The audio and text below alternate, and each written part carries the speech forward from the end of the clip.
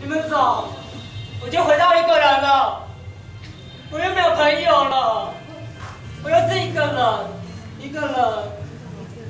群众们看见孤单的查理在街上痛哭，感到稀奇，莫名地围绕着他，并且指指点点，议论纷纷，却没有人愿意伸出友谊的手。查理看看周围的人，冷漠的感受涌上心头，于是又低下头来，继续的嚎啕大哭。不知道过了多久，查理哭累了，他发现他再也流不下一滴眼泪，仿佛周遭所发生的都跟他一点关系也没有，只剩下一颗冰冷的心和一双冰冷的手。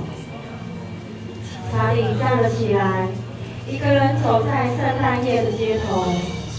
他看着路上来来往往的情侣、朋友、家人，突然觉得他们都好像在嘲笑着他，觉得他们都用异样的眼光看着他，就好像是每个走过去的人都纳闷着，为什么圣诞节你是一个人的呢？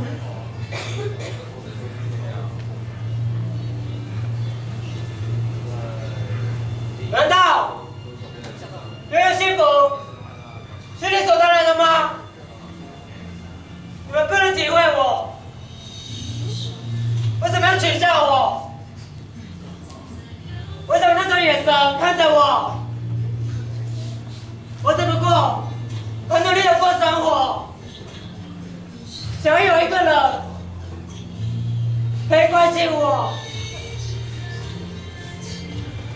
想要在圣诞节能感受到幸福的气氛。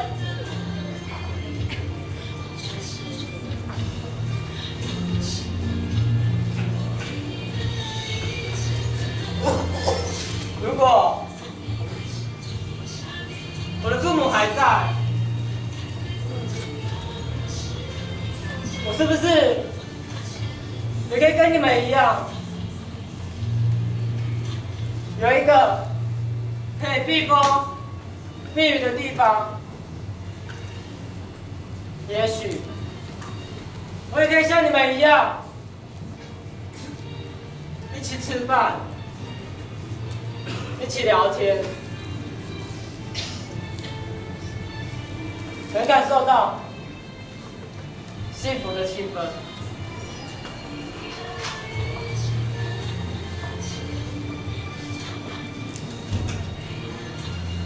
如果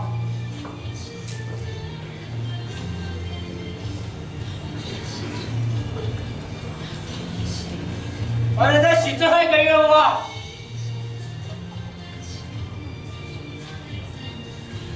我要的爸妈回到我的身边，回到我的身边。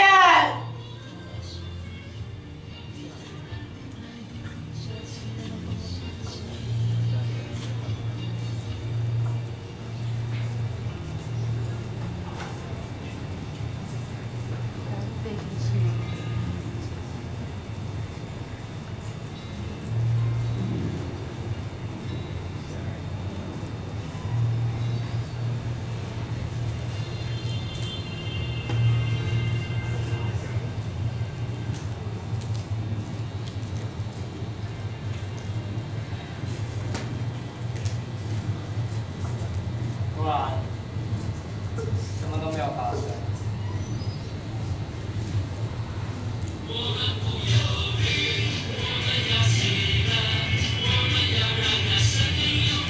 远远的，查理看到一栋白色建筑物，里面传来阵阵悦耳的歌声，查理不自觉被吸引到那里去。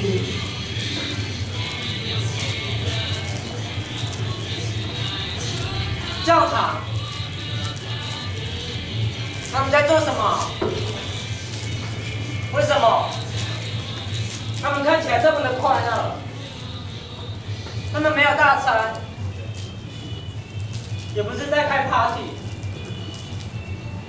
就只是唱唱歌而已。为什么能那么开心呢？要怎么样才能够像他们一样呢？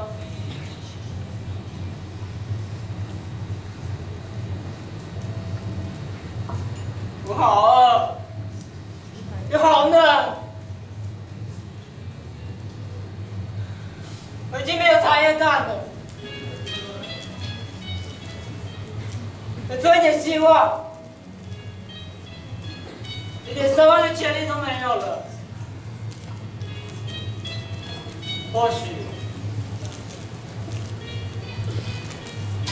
幸福还是不适合在我身上。我的存在就只是为了要凸显别人的幸福吧。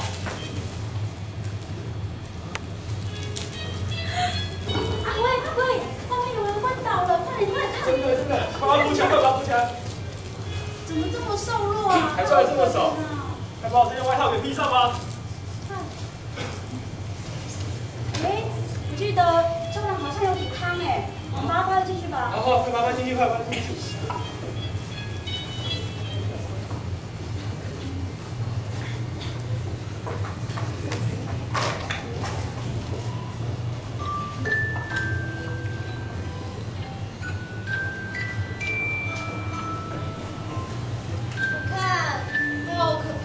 好瘦弱哦。对啊，好像没有吃饱过哎，瘦成这样，好可怜哦。对啊，他会来到这里，一定是上帝的安排。他醒了他醒了，赶快就来了，在流热汤，快！还没有。面包。加油，赶快！你们是谁啊？你们也是来骗我的钱的，对不对？我已经没有钱了，你们就放过我吧！我拜托你们，求求你们！朋友，你在说什么？我们怎么会伤害你呢？你先别说那么多啦，你先好好休息，有事明天再说好不好？明天？我已经没有明天了，我已经找不到活下去的意义和价值。我真希望我刚刚是没有醒过来的。孩子，你在说什么啊？对啊，年轻人，你看那个光，你还有手有脚的，我们人生还有希望啊！对啊，没错，你只不过长得比我差了那么一点而已，又不是断手断脚，哪有人生活不下去的道理呢？你们到底是谁？为什么要这么的关心我？我有没有明天？或是我怎么想？你们为什么会在乎呢？你知道吗？你来到我们之中，就是上帝他来给我们的礼物你怎么会没有价值呢？你知道有个人很爱你吗？爱我。圣诞节，一个大家都在庆祝的节日，只有我是孤单的，只有我是被大家嘲笑，还有谁愿意爱这样的我？